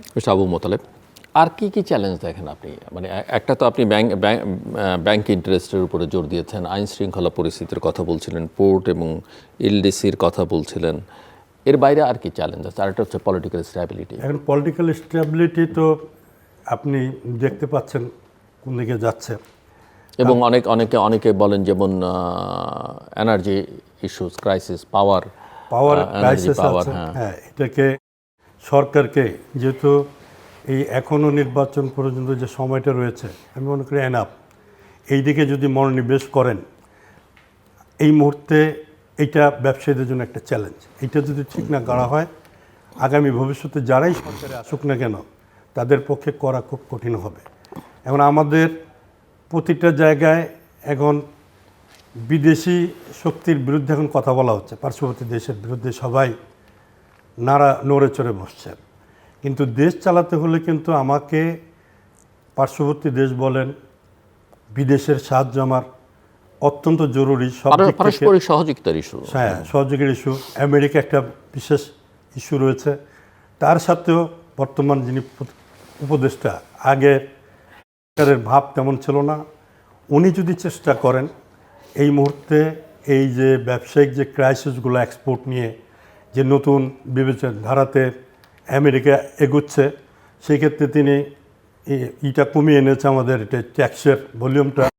আরও বিশেষ যে বিষয়গুলো রয়েছে অর্থনৈতিক ক্ষেত্রে আমেরিকা একটা ফ্যাক্টর, তার সাথে এই সরকারের একটা সুসম্পন্ন রিলেশন বিল্ড আপ করার সময় রয়েছে। আমি মনে করি ওনারা যদি মনে করে নির্বাচন দিয়ে আমরা দায়িত্ব থেকে এড়িয়ে যাই, সেটা হলে আরেকটা ভুল হবে। আমি মনে করি এই সময়ের মধ্যে তারা চাইলে এই প্রায়োরিটিটা দিতে হবে। আর এখন যে জায়গায় যেভাবে আমরা ব্যবসায়ীরা দাঁড়িয়ে আছি আমরা কিন্তু হতাশাগ্রস্ত। আমাদের ওই যে আমি আগেই বলেছি মুরব্বি নাই, আগে যারা মুরব্বি ছিলেন ভালো মন্দ দুইটা দিক দিয়ে আমাদেরকে সাহায্য করতেন, যদিও পলিটিসাইজ তারা ছিলেন, তারপরে কিন্তু আমরা কথা বলার জায়গায় পেয়েছি, ভালো পেয়েছি মন্দও পেয়েছি। কিন্তু এখন আমরা যাবোটা কোথায়? এই মুহূর্তে ব্যবসায়ীদের অ্যাপেক্স বডি এফবিসিসিআইয়ের নেতৃত্ব অত্যাবশ্যক, কিন্তু আমরা দেখতে পাচ্ছি এটা একটা অনিশ্চয়তার জায়গায় চলে গেছে। 5ই আগস্টের পরে আমাদের কিছু বন্ধুরা প্রশাসক দিয়েছিলেন, তার সাথে মিলে সংস্কার করতে গিয়েছিলেন। সংস্কার করতে গিয়ে তারা সাকসেস হতে পারে নাই। পরবর্তীতে শুনেছি ইলেকশন দিয়েছিল, তফসিল দিয়েছিল, সেখানে কিছু অনিয়ম ছিল। এই অনিয়মটাকে পাশ কেটে 1.5 মাস সময় দেওয়া হয়েছিল। 1.5 মাস সময় দেওয়াটাই আমাদের ভুল হয়েছিল। এই 1.5 মাসের মধ্যে আবার অশনি সংকট, এখানে বুঝেন বাংলাদেশে যা হয় এটা পড়ে গেছে। পড়ে যাওয়ার পরে নির্বাচনটা একটা দুরূহ জায়গায় চলে গেলেন। 4 মাসের কথা কয়ে প্রশাসককে আনা হয়েছিল নির্বাচন করে দেওয়ার জন্য। তিনি 1 বছর কাটালেন। ওই জায়গা থেকে তিনি বিভিন্ন সুবিধা নিয়েছেন। বিসিসিআইয়ের প্রশাসক একজন প্রেসিডেন্টের দায়িত্বে ছিলেন, তার কাজ হচ্ছে বিসিসিআই উন্নয়ন করা, ব্যবসায়ীদের স্বার্থ সংরক্ষণ করা। তিনি বিভিন্ন জায়গায় গিয়েছেন, বিদেশ গিয়েছেন, বিভিন্ন জায়গায় তার প্রমোশন নিয়েছেন। উনি চলে গেলেন নির্বাচন না দিয়ে, সংস্কার না করে। আমরা ভেবেছিলাম, আমরা সমস্ত ব্যবসায়ী নেতৃবৃন্দরা আমরা উপদেষ্টার কাছে গিয়েছি, নির্বাচনটা দেন, আমাদের বাঁচান। পরবর্তীতে আবার আমাদেরকে নিয়ে বসা হলো, বলে আগামী 3-4 মাসের মধ্যে নির্বাচন হবে। আরেকজন প্রশাসক দিলেন 4 মাসের জন্য। এরপরে দেখি অশনি সংকেত, যেটা বললাম, এখানে হস্তক্ষেপ হয়েছে। হস্তক্ষেপ হওয়ার পরে এই নির্বাচনটা, সরাসরি নির্বাচনটা আদেশ এসে পড়ল। যদিও তারা বলেন নাই, বলে দিচ্ছেন যে এই মুহূর্তে নির্বাচন করা সম্ভব নয় জাতীয় ইলেকশনের পরে। আমার প্রশ্ন, কেন এই বিপ্লবের পর একটা অ্যাপেক্স বডি আজকে 12 মাস এক প্রশাসক করলেন, আবার 4 মাসের জন্য তাকে দায়িত্ব দেওয়া হলো। এখন উনি বলতেছেন উনি এখন ইলেকশন, বিজিএম এর ইলেকশন তো হয়ে গেল, কিন্তু আমাদের বিজিএম এর তো একটা আলাদা সত্তা। যে কারণে আমি পাওয়ারফুল বলেছি। না পাওয়ারফুল বলেছেন, যেভাবে বিজিএম আর এফবিসিসি তো এক না। এফবিসিসি অ্যাপেক্স বডি, এখানে না আমি সেটাই বলছি, থেকে সব জায়গায়। এখন আবার কি করা হচ্ছে জিল্লু ভাই, এখন এটাকে নিয়ে যাচ্ছে কোনটার হস্তক্ষেপ হয়েছে জাতীয় ইলেকশনের পরে। জাতীয় ইলেকশনের পরেও যেটা হবে অনিশ্চিত। আপনি ভালো করে বুঝেন, যারাই ক্ষমতা আসবে নিজের মতো করে সংস্কার করতে গিয়ে আরও 6 মাস 1 বছর। তো সেই ক্ষেত্রে আমরা যারা ব্যবসায়ীরা আছি, আমাদের জায়গা কোথায়, আমাদের অ্যাডভোকেসি কোথায়, আমাদের মুরব্বি কোথায়, আমরা কোথায় গিয়ে দাঁড়াবো, এক আল্লাহ ছাড়া কেউ বলতে পারছে না। দেখা যাক মহিউদ্দিন রুবেল কোনো টিপস দিতে পারে কিনা। বিজেপির ইলেকশন হলো, মানে ট্রেড বডিগুলো খুবই গুরুত্বপূর্ণ, এবং ট্রেড বডিগুলো নিয়ে বাংলাদেশে অনেক রকমের প্রশ্ন বিভিন্ন সময় উঠছে, পলিটিসাইজেশন, বা অনেক সময় যারা নেতৃত্বে আছেন তাদের অনেকেই আবার এক সরকারের সঙ্গে, মানে বডির চাইতে, ইন্ডাস্ট্রির চাইতে নিজের সুবিধাটা আদায়ের চেষ্টা করেছেন। তারপরও সমস্ত দুর্বলতা থাকা সত্ত্বেও আসলে এই বডিগুলো থাকলে কাজ করতে সুবিধা হয় ইন্ডাস্ট্রির। সো এতে কোনো সন্দেহ নাই। আমরা নির্বাচিত সরকারের কথা একটা কেন বলছি, এই একই দিকেই তো। সো অ্যাপেক্স বডি বলেন, গার্মেন্টস বলেন, প্রতিটা যেই সংগঠন আছে, এটার একটা নির্বাচিত বডি থাকা উচিত। এখন অবশ্যই নির্বাচন বা নির্বাচিত লোকজনের কথা থাকতেই পারে, বাট প্রথমত নির্বাচন হতে হবে, নির্বাচিত একটা বডি থাকতে হবে, এবং আমি মনে করি সেটা নিরপেক্ষ বডি থাকাটাই বাঞ্ছনীয়। যেটা অতীতের কিছু উদাহরণ আমরা দেখতে পেয়েছি কি হতে পারে। সো আমি মনে করি যে যদি এগুলোতে যতটুকু স্বচ্ছতা নিয়ে নির্বাচন করা, পলিটিক্সের বাইরে রেখে, ব্যবসাকে ব্যবসার মতো করে রেখে, এই সংগঠনগুলো যাতে পলিটিসাইজ করা না হয়, পলিটিক্যাল অ্যাফিলিয়েশন মানে যাতে করে খুব বেশি এখানে এফেক্ট করতে না পারে, সেক্ষেত্রে এটা ভালো করার কিন্তু সুযোগ আছে। কারণ ব্যবসায়ীরা কিন্তু পুরো অর্থনীতি তো ব্যবসায়ীদের মাধ্যমেই তো অর্থনীতিটা চলছে সরকারের সংমিশ্রণে। তো অবশ্যই তারাও তো জানেন যে কিভাবে সংগঠন পরিচালনা করতে হবে, ব্যবসা পরিচালনা করতে হবে। কিন্তু আসলে যখন অনিয়ম চলে আসে, যখন রাজনৈতিক হস্তক্ষেপ চলে আসে, তখনই কিন্তু দেখা যায় যে আপনি আর যে নর্মাল প্রসেসগুলো আপনি সদিচ্ছা থাকার পরেও, আমি ওই উদাহরণে না চাই, ফর এক্সাম্পল যে কোনো সংগঠনের কথাই যদি বলি, যে আপনার সদিচ্ছা আছে, আপনার মেম্বারদেরকে আপনি হয়তো এই সুযোগ সুবিধা দিতে চাচ্ছেন, সেটা যে কোনো সংগঠন হোক না কেন, কিন্তু আপনি হয়তো অন্য কোনো কারণে, পলিটিক্যাল কোনো কারোর অ্যাফিলিয়েশনের কারণে বা সরকারের কোনো অ্যাফিলিয়েশনের কারণে পারছেন না। তো এগুলো আসলে দুঃখজনক। এগুলো যতক্ষণ না পর্যন্ত আমরা সংস্কার করে এই জায়গাটা ক্লিন করতে পারবো, ততক্ষণ পর্যন্ত কিন্তু অনেকের সদিচ্ছা থাকা সত্ত্বেও সে এই ডেলিভারিটা কিন্তু আপনি পারবেন না। বাট আমি ব্যক্তিগতভাবে আমি গার্মেন্টস সেক্টরের মালিকদেরকে যতটুকু কাছ থেকে দেখেছি, এদের যথেষ্ট প্রতিভা আছে বলেই আজকে বিশ্বে তারা দ্বিতীয় হয়ে অবস্থান করছে। তাদের ক্ষমতা আছে, প্রতিভা আছে যে সুন্দর মতো এই সেক্টরটাকে, দেশের অর্থনীতিকে নিয়ে যাওয়া। বাট বাইরের কোনো শক্তি যদি সংমিশ্রণ না হয়, সেই ক্ষেত্রে তারা হয়তো আরও ভালো মতো করতে পারবে। তো এইটা আর একটা কারণ হচ্ছে, ধরেন দীর্ঘদিন ধরে যদি কোনো একপাক্ষিক আসলে একটা সাইডের কাজ নেতৃত্ব চলে, বা- নেতৃত্ব চলে, তখনই কিন্তু যে অনিয়মের বা এই জিনিসগুলো আসে। তো এই জন্য আমি বলছি গণতান্ত্রিকভাবে, নিয়মতান্ত্রিকভাবে যদি স্বচ্ছভাবে নির্বাচন করা সম্ভব হয় রেগুলারলি, এক্সটেনশন ছাড়া, একদম মানে যেটাকে বলে নিয়মিত। টাইম নিয়মিত, তাহলে আমি মনে করি যে এখনও এখান থেকে আসলে কিন্তু দেওয়ার অনেক কিছু আছে। আর আমি এই কথাটা আমি জানি না কিভাবে বলবো, বা আমি মনে করি যে প্রত্যেকটা সংগঠনের উচিত তার মেম্বার এবং তার সেক্টরের ভালোটাই দেখা। সরকারের সাথে ভালো সম্পর্ক রাখতে হয়, এটা আমি অতীত অভিজ্ঞতা থেকেও দেখেছি, বলছি, কিন্তু সেই ভালো সম্পর্ক রাখতে যেয়ে যাতে করে নিজের সংগঠনের নীতি, লক্ষ্য এবং নিজের নীতি এবং সব মানে ভালো সম্পর্ক তো রাখতে হয় আসলে ওই ট্রেডের স্বার্থ সুবিধা দিয়ে আদায় করবার জন্য যতটুকু দরকার, ওই ট্রেড বার্গেন করার কমিউনিকেশন একটা থাকতে হয়। ওই ট্রেড আর ওই মেম্বারদেরকে, বাট এটাকে এমন পর্যায়ে যাতে আমরা না নিয়ে যাই যে যেখানে ব্যক্তিগত স্বার্থ এবং কিছু মানে আপনি নির্দিষ্ট পক্ষের বিজেএমের প্রেসিডেন্ট হলি আপনি এমপি, তারপরে মন্ত্রী বা অন্য কিছু। শুধু এমপি মন্ত্রী কেন, আমি তো আরো অনেক রকম সুযোগ সুবিধাও কিন্তু এখানে থাকতে আচ্ছা, পারে, অন্য- ফাইন্যান্সিয়াল থেকে we আরো all অনেক know, কিছুই আছে। আমার কথা হচ্ছে যে বা কেউ নিজের যদি- ব্যবসা বাণিজ্যের সুবিধাটাই গুছিয়ে নিলে, হ্যাঁ, বা আমি বলছি পুরো না, সামগ্রিক স্বার্থটা যাতে ইন্ডাস্ট্রিটা দেখা হয়। দেখে এখন না। কেউ যদি তার নিজের গুণাবলী দিয়ে সে যদি প্রাইম মিনিস্টারও হতে পারে, হোক, তাতে তো কোনো সমস্যা নাই, কিন্তু পুঁজি করে যাতে করে না চিন্তা করে, যাতে করে শুধুমাত্র মেম্বারদের কথা, সেক্টরের এবং দেশের অর্থনীতির কথাটা আমরা চিন্তা করি। আর যদি এর বাইরে কারো কিছু করতে হয়, সেটার জন্য তো আলাদা ফিল্ড তো আছেই, সেখানে যে সবাই আমরা করতেই পারি। বাট ব্যবসাটাকে আমরা ব্যবসায়ীদেরকে অনুরোধ করবো যাতে আমরা না মিলাই, একই সাথে সরকারকেও অনুরোধ করবো যাতে করে ব্যবসাটাকে ব্যবসার মতো করে চলতে দেওয়া হয়, যাতে করে কোনো সরকার চেঞ্জের সাথে সাথে যেন ব্যবসা প্রতিষ্ঠান এবং আপনার ব্যবসায়ীদেরকে এফেক্ট করানো হয়। আপনি যদি দেখেন যে অনেক গার্মেন্টস কিন্তু বন্ধ হয়েছে, নতুন আসছে, এই কথাটা সব কেউ বলতে চায় না, নতুন আসছে, বা নতুন আসাটাকেও আমি কিন্তু ভালো মতো দেখি না। নতুন আসছে কোন ধরনের গার্মেন্টস আসছে? আমি এই বেসিক প্রোডাক্ট, সস্তা শ্রমের কাজ করছি, এটাতেই 40 বছর 45 বছর ধরে আছি। বিশ্বের অন্য কোনো দেশ কিন্তু ওই একটা জায়গায় দাঁড়ায় নেয় যেখানে আমরা দাঁড়িয়ে আছি। সো আমরা চাই যে নতুন যারা গার্মেন্টস আসুক, তারা যাতে ভালো মানের গার্মেন্টস নিয়ে আমাদের দেশে আসতে পারে, যাতে করে আমরা আপনার এগিয়ে যেতে পারি। এবং সেই ক্ষেত্রে সরকারেরও আসলে কিন্তু আমাদের একসাথে সাপোর্ট দিয়ে কাজ করে যাওয়া দরকার। জি, মিস্টার এই মুহূর্তে আমি যেটা আবু মনে মোতালেব। করি পলিটিক্যাল সিচুয়েশনে আমরা ব্যবসায়ীরা, যেটা বললাম জিল্লু ভাই বারবার একটা কথাই বলছে যে আমরা কিন্তু নিরাপদ নই।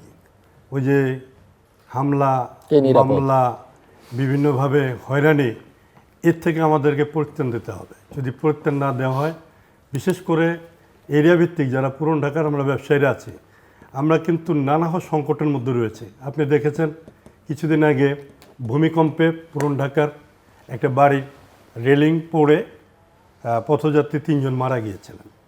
তো এইখানে ভূমিকম্প হয়েছে, এখানে তো আমাদের কারো হাত নাই, এটা আল্লাহর বিধান। উনিও মরে গেছেন পথযাত্রী থেকে, কিন্তু সেখানে দেখা গিয়েছে এখানে নানাবিধ চাপ চলে এসছে, ডিআইটির চাপ চলে এসছে, পরিবেশের চাপ কথা শুরু হয়ে গেছে।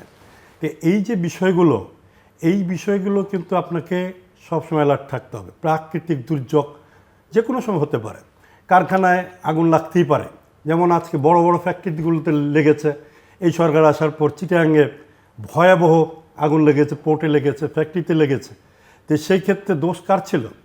দোষ কিন্তু ওই সেখানে রিয়েল ইনভেস্টিগেশন করার পর দেখা গেল যে বিদ্যুৎ সার্কিট থেকে হয়েছে, ছোট্ট একটা ঘটনা থেকে হয়েছে, সেক্ষেত্রে কিন্তু তারা পরিত্রাণ পেয়েছে। কিন্তু এটার অল্টারনেট যখন পুরনো ঢাকায় কোনো জায়গায় আগুন লাগলে পরেই ধরে নেওয়া হয় এটা ধার্য পদার্থ, ধরে নেওয়া হয় এটা প্লাস্টিকের, এই যে অপপ্রচারগুলো দিয়ে যে একটা আইন শৃঙ্খলার যে অবনতির সৃষ্টি করে দেয়, যে ফ্যাক্টরিটাতে আগুন লাগলো, ফ্যাক্টরি তো নষ্ট হলেই মরলই, তার পাশাপাশি যে বাড়িওয়ালা তাকে ভাড়া দিল তারও অবক্ষয় নেমে এলো, তার উপরও নানা চাপ চলে আসছে। এবং এটাকে রিয়েল অ্যানালাইসিস না করে আমাদেরকে চাপিয়ে দেওয়া সমস্ত ঘটনা ব্যবসায়ীরা করছে। আজকে দেখেন দুঃখজনক হলো, আজকে বলতে হচ্ছে আজকে আমাদের 18 বছর হয়ে গেছে। আমরা কিন্তু কেউ চাই না পুরান ঢাকার এই ইসলামবাগে, এই কামাঙ্গি চরে, এই সোয়ারিঘাটে ব্যবসা বাণিজ্য করতে। আমরা কিন্তু বলে আসছি সরকারকে, 3টা গভর্নমেন্ট চলে গেল, বিএনপির সময় আমাদেরকে প্লাস্টিক পল্লী দেওয়া হলো। আজকে কত বছর? 18 বছর হয়ে গেল, এটা দৃশ্যমান হলো না। এর আগে আমাদের নিমতলিতে আগুন লাগলো, সেখানে ধরা হলো যেখানে ধার্য কেমিক্যালের গোডাউন দেওয়া হবে নদীর ওই পারে, সেখানে দেওয়া হলো কি পরবর্তীতে ওই জায়গা আমাদেরকে অ্যালট করে এটা দেওয়া হলো ডিসিদেরকে, প্রশাসনের লোকদেরকে। প্লাস্টিক পড়লে এখনও দেওয়া হয়নি।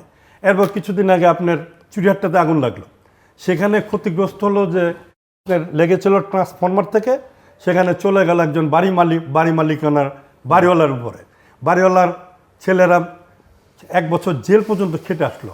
কিন্তু আপনার ওই যে পরিবর্তনের যে ছোঁয়াটা, আমরা তখনও বলেছি আমাদেরকে ডিসেন্ট্রালাইজ করেন, ডিসেন্ট্রালাইজ কিন্তু তখনও আমাদেরকে করে দেওয়া হয় নাই, আজও পর্যন্ত আমরা ভুগছি।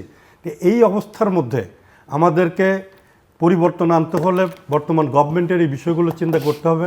আগামী সরকারে যারা আসবে, ব্যবসায়ীদের, ক্ষুদ্র মাঝারি সেক্টরদেরকে ডাইভার্স করতে হবে, এই জায়গাগুলো প্রাধান্য দিতে হবে, এবং ব্যাংক ইন্টারেস্টকে কোনো অবস্থাতেই জিলু ভাই আর বাড়তে দেওয়া যাবে না, এটাকে কমিয়ে আনতে হবে।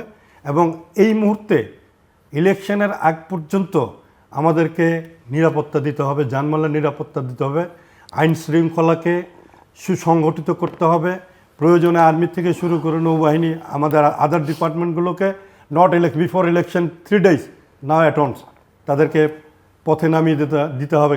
আমি বর্তমান সরকারকে অনুরোধ করব, আগামী নির্বাচন যে কোনো মুহূর্তে হওয়া এবং এই নির্বাচনকে কেন্দ্র করে আইন প্রশাসনকে শক্তিশালী করা এবং ক্ষুদ্র মাঝারি ব্যবসায়িক উদ্যোক্তাদেরকে যাতে আগামী নির্বাচনকে কেন্দ্র করে কাউকে যাতে কোনো প্রতিষ্ঠানকে বন্ধ করে না দেওয়া হয়, রেজিস্ট্রের নাম দিয়ে, এবং কোনো ব্যবসায়ীকে যাতে হয়রানি না করা হয় নির্বাচনকে ঘিরে, তুমুকের দোষর বলে। এই ব্যাপারে আমি পুলিশ কমিশনারকে অনুরোধ করবো, আইজিপি মহোদয়কে অনুরোধ করব, এবং প্রধান যিনি স্বরাষ্ট্র উপদেষ্টা রয়েছেন এই বিষয়গুলো নজর রাখার জন্য। মইদুল রুবেল, খুব ছোট করে। যে আমি তখন ফ্যাক্টরি বন্ধ এবং খোলার কথা বলছিলাম, একটু ওই জায়গাটা শেষ করতে চাই। দেখেন, অনেকগুলো ফ্যাক্টরি বন্ধ হয়েছে, বাট একটা ফ্যাক্টরি করতে কিন্তু অনেক কষ্ট, অনেক, মানে আপনি একটা ফ্যাক্টরি করা যে কষ্টের ব্যাপার, তার থেকে একটা খোলা ফ্যাক্টরি বন্ধ হয়ে যাওয়া কিন্তু আরও অনেক দুঃখের ব্যাপার। সো এই জায়গাটা আমি মনে করি বিশেষভাবে সরকারকে নজর দিতে হবে যে ফ্যাক্টরিগুলো যাতে বন্ধ না হয়। সেটা কারণ আসলে এটা তো সরকারের সম্পদ, দেশের সম্পদ, দিনের শেষে আপনার ব্যক্তিগত তো হলেও এটা তো সর্বোপরি আমার অর্থনীতির একটা অংশ। তো এই জায়গাটায় মনোযোগ দিতে হবে এবং বিনিয়োগ বান্ধব পরিবেশ যাতে আমাদের থাকে, যাতে করে আমরা যারা আছি, যারা আমাদের উদ্যোক্তা আছেন, এখন যেমন একটু স্থবির হয়ে আছে, এইটাকে মানুষকে সেই স্বস্তি জায়গায় নিয়ে আসতে হবে করে যাতে তারা বিনিয়োগ করতে পারে। আমি যদি দেশের লোক বিনিয়োগ করতে স্বস্তি পাই, তখনই বাইরের লোক বিনিয়োগ করবে। এবং আমাদের দেশের যারা অনেকে আছেন বিদেশে অবস্থান করছেন, তারাও যাতে করে বাংলাদেশে বিনিয়োগ করতে উৎসাহী হয়, এটা খেয়াল রাখতে হবে। এবং শেষ হচ্ছে, লং টার্ম আমাদের পলিসি থাকতে হবে। এই সমগ্র যতগুলো কথাই বলেছি, এগুলো শুধু বলেই যেতে পারি, কিন্তু এগুলো যদি সরকার লং টার্ম পলিসি আকারে এমনভাবে না করে যায় যাতে করে প্রত্যেকটা নির্বাচিত সরকার এবং সংগঠন যারা আসবে সেই রোডম্যাপ ফলো করে সেই লক্ষ্যে আমরা যাব, ততক্ষণ পর্যন্ত কিন্তু আমরা এই জিনিসগুলোকে শৃঙ্খলাভাবে আসলে অ্যাচিভ করতে পারবো না। এটাই আমার কামনা। দর্শক অনুষ্ঠানের শেষ প্রান্তে আমরা সামাজিক যোগাযোগ মাধ্যম ফেসবুক, এক্স এবং ইউটিউবে তৃতীয় মাত্রা লাইভ স্ট্রিম হচ্ছে, আপনারা দেখতে পারেন। টেলিভিশনের পর্দায় দেখতে না পারলে যে কোনো সময় যে কোনো স্থান থেকে ইউটিউবে তৃতীয় মাত্রা চ্যানেলটি সাবস্ক্রাইব করে এই পর্ব বা পুরোনো পর্বগুলো আপনারা দেখতে পারেন। মহিউদ্দিন রুবেল এবং আবু মোতালেব, অসংখ্য ধন্যবাদ এই আলোচনা অংশ নেওয়ার জন্য। দর্শক, দুজন ব্যবসায়ী নেতা কথা বলছিলেন এবং তারা নানা সংকট কথা বলছিলেন এবং পরিত্রাণের উপায় হিসেবেও তারা একটা বাংলাদেশ গণতান্ত্রিক প্রক্রিয়ায় প্রবেশ করুক, সেটাও চান, একটা ভালো নির্বাচন হোক। কিন্তু তার আগে যে প্রশ্নগুলো ওনারা তুলেছেন সেগুলো খুবই উদ্বেগজনক। হামলা মামলা হয়রানির কথা বলেছেন, ব্যাংক ইন্টারেস্টের কথা বলেছেন, ট্রেড বডিগুলোর ভূমিকা নিয়ে প্রশ্ন তুলেছেন, এবং নানা ক্ষেত্রে যে প্রস্তুতির অভাব, এই যে এলডিসি গ্র্যাজুয়েশন হবে সেই চ্যালেঞ্জ কীভাবে মোকাবেলা করা হবে, পোর্টের সেবক কীভাবে হ্যান্ডেল করা হবে, আইন শৃঙ্খলা পরিস্থিতির কী হবে, এই সমস্ত বিষয় নিয়ে ওনারা নানা রকমের প্রশ্ন তুলেছেন। এবং ব্যবসা বাণিজ্য নানাভাবে ক্ষতিগ্রস্ত হচ্ছে এবং যে কর্মক্ষমতা হারিয়ে যাচ্ছে, প্রতিযোগিতায় বাংলাদেশ অনেক ক্ষেত্রে টিকে উঠতে পারছে না। শুধুমাত্র একটাই বড় সংকট, যেটা হচ্ছে যে পলিসি ইস্যু। আমাদের ব্যবসায়ীরা যথেষ্ট পরিমাণে উদ্যমী, উদ্যোগী, নিজেরা শুধুমাত্র অধিকাংশ ক্ষেত্রে পলিসি সাপোর্টটা পান, সেটাই অনুপস্থিত অধিকাংশ সময় দেখা যায়। এবং ব্যবসা বাণিজ্য অর্থনীতিকে যে পলিটিসাইজেশন করা, সেটাও ওনারা অতীত অভিজ্ঞতার আলোকে ব্যাখ্যা বিশ্লেষণ করেছেন এবং ভবিষ্যতে যেন এটা না হয় সেটা চাচ্ছেন। মূল জিনিস সেটা হচ্ছে যে লং টার্ম ইতিবাচক বা পজিটিভ পলিসি আসলে দরকার ব্যবসা বাণিজ্য অর্থনীতির জন্য, এবং সেটার যেন একটা পলিসি কন্টিনিউশনে থাকে, সরকার বদলের সঙ্গে সঙ্গে যেন পলিসিগুলো পাল্টে না যায়। এই জায়গাটাতে আসলে মনোযোগ দেওয়া দরকার। আমাদের সঙ্গে থাকবার জন্য অসংখ্য ধন্যবাদ। আপনাদের সবার জন্য শুভকামনা।